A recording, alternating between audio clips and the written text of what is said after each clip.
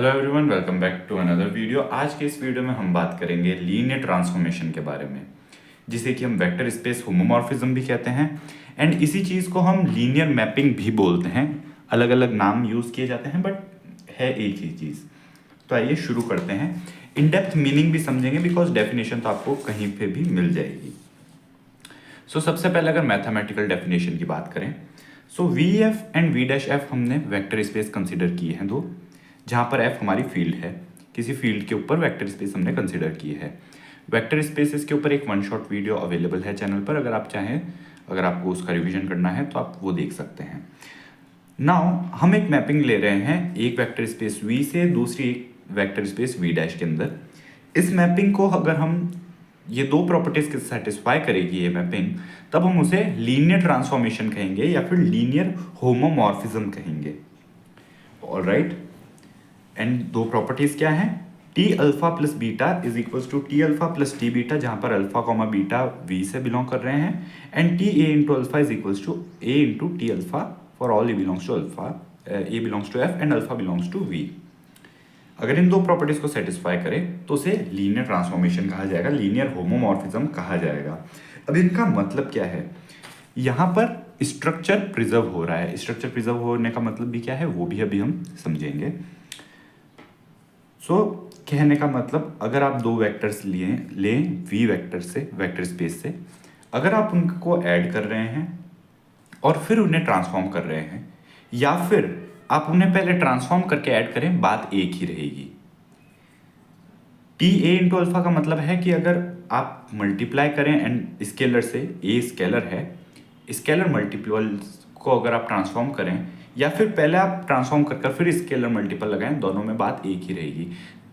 And इनको combine कर हम लिख सकते हैं T a alpha plus b beta is equal to a T alpha plus b T beta. तो कोई भी ट्रांसफॉर्मेशन को लीनियर है या नहीं, ये चेक करने के लिए इस प्रॉपर्टी को चेक करना सफिशिएंट रहता है हमारे पास। तो आइए रियल लाइफ मीनिंग समझते हैं कि लीनियर ट्रांसफॉर्मेशन का मतलब क्या है, यूज क्या है हमारे पास। हमारे पास यहाँ पर देखिए वर्ड है vector space homomorphism. Vector space के ऊपर लग रहा है इसलिए ये वर्ड वेक्टर स्पेस हमारे पास आया। एंड होमोमॉर्फिज्म का मतलब क्या होता है? मॉर्फ करने का जो मतलब होता है वो होता है किसी चीज़ को चेंज करना। किसी चीज़ का जो शेप है, किसी ऑब्जेक्ट का, किसी इमेज का, तो उसे चेंज करने का मतलब होता है मॉर्फ करना। होमो मतलब सिमिलर, तो आप सिमिलर आपको कोई चीज़ मिल रही है चेंज करने के बाद, तब उसे हम होमोमॉर्फिज्म कहेंगे। मतलब इन सब की स्टडी को, वो जो सिस्टम है उसे होमोमॉर्फिज्म कहेंगे। अब कहने का मतलब, ये तो एब्स्ट्रैक्ट बात हुई। अब रियल लाइफ ऑब्जेक्ट को अगर हम समझना चाहें तो आप कंसिडर कीजिए हमारे पास अर्थ है, एंड अर्थ का हमारे पास एक रेप्लिका क्या हो सकता है? अर्थ का एक रेप्लिका हमारे पास हो सकता है ग्लोब। ऑलराइट, नाउ एक तरीके से ये हमारे पास एक होमोमॉर्फिज्म है, एक मैपिंग है। बिकॉज अर्थ के ऊपर जितने भी पॉइंट्स हैं, जितने भी कंट्रीज हैं, जितने भी नेशंस हैं, उनको आप मैप कर सकते हैं। ग्लोब के ऊपर जितने भी पॉइंट्स हैं, ग्लोब पर भी हमने कंट्रीज को रिप्रेजेंट किया है, जो रिवर्स हैं या फिर जो ओशियंस हैं उन्हें रिप्रेजेंट किया है। ये एक लीनियर मैपिंग हो गई। अब यहाँ पर इस मैपिंग से हमें फ़ायदा क्या मिला? इस मैपिंग से हमें ये फ़ायदा मिला कि देखिए, अगर आपको अर्थ के ऊपर फॉर एग्जांपल कोई एक कंट्री ए है एंड कोई एक कंट्री बी है, उनके बीच का डिस्टेंस आपको कैलकुलेट करना है, तो आपको डायरेक्ट कैलकुलेट करने की ज़रूरत नहीं। आप ग्लोब के ऊपर उन दोनों ही कंट्रीज़ ए कॉमा बी को उठाइए, ग्लोब के ऊपर जो पॉइंट्स हैं उनके बीच का डिस्टेंस कैलकुलेट कीजिए।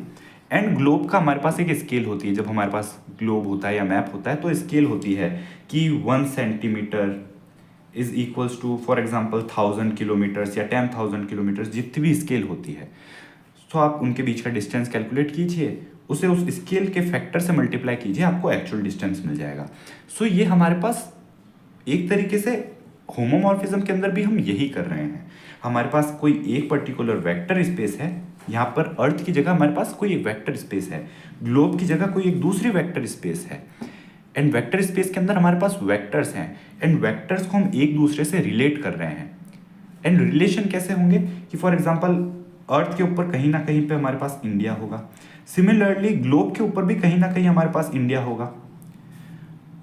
तो इंडिया को हम इंडिया से ही तो रिलेट करेंगे, इंडिया को अमेरिका से थोड़ी ना रिलेट करेंगे, या अमेरिका को एशिया, अमेरिका को फॉर एग्जांपल एशिया से, क्योंकि अमेरिका एक कंट्री है एंड एशिया एक कॉन्टिनेंट है, तो ऐसे रिलेट तो नहीं करेंगे हम। तो रिलेशन क्या, रिलेशन मतलब जो कंट्री इंडिया है उसको उसकी जो इमेज इंडिया है ग्लोब के ऊपर उससे रिलेट किया, जो कंट्री अमेरिका है उस कंट्री को उसकी जो इमेज कंट्री है ग्लोब के ऊपर उससे रिलेट किया। सो यहाँ पर ये तो हमारा डोमेन हो गया एंड ये हमारा को डोमेन हो गया। ऑलराइट, एंड जो हमने रिलेट किए हैं ये इमेजेस हो गई एंड जिनको रिलेट किया है वो प्री इमेजेस हो गई हमारी। सो ये हमारे पास एक तरीके से एक लीनियर मैपिंग का रियल लाइफ एग्जांपल हो गया कि मैपिंग करने का मतलब क्या हुआ, किसी एक चीज़ को किसी दूसरी चीज़ से एसोसिएट कर रहे हैं। एंड उसका फ़ायदा क्या कि अगर आप इस चीज़ की स्टडी करेंगे तो आप इजीली इस चीज़ को भी समझ पाएंगे। अगर आपको अर्थ पर डिस्टेंस फाइंड आउट करना है तो वो आसान नहीं है, बट अगर आप ग्लोब के ऊपर डिस्टेंस कैलकुलेट कर लेंगे तो इजीली आपके पास डिस्टेंस आ जाएगा।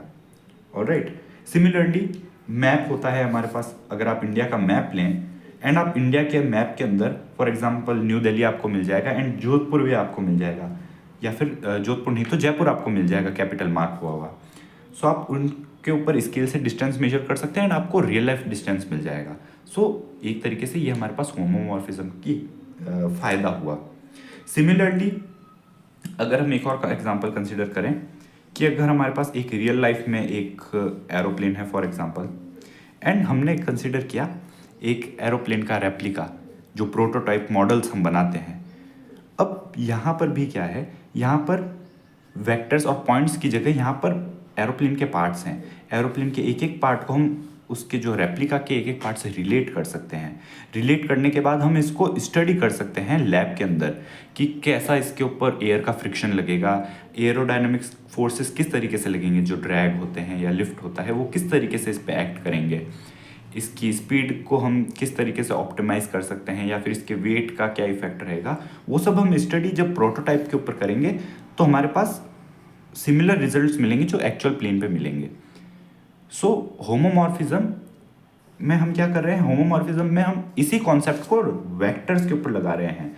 वेक्टर्स हमारे पास क्या है, एक टाइप के वेक्टर स्पेस होती क्या है हमारे पास, एक सेट होता है जो फील्ड के साथ सर्टेन प्रॉपर्टीज को सेटिस्फाई करता है, उसे हम वेक्टर स्पेस बोलते हैं।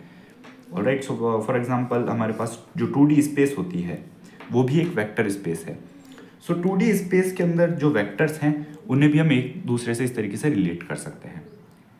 सिमिलरली जो हमारे पास सेंटीमीटर टू इंचेस है फॉर एग्जांपल, या फिर आप इंचेस टू सेंटीमीटर लीजिए, ये भी एक लीनियर ट्रांसफॉर्मेशन है, बिकॉज 1 इंच जो होता है वो हमारे पास 2.54 सेंटीमीटर्स होता है।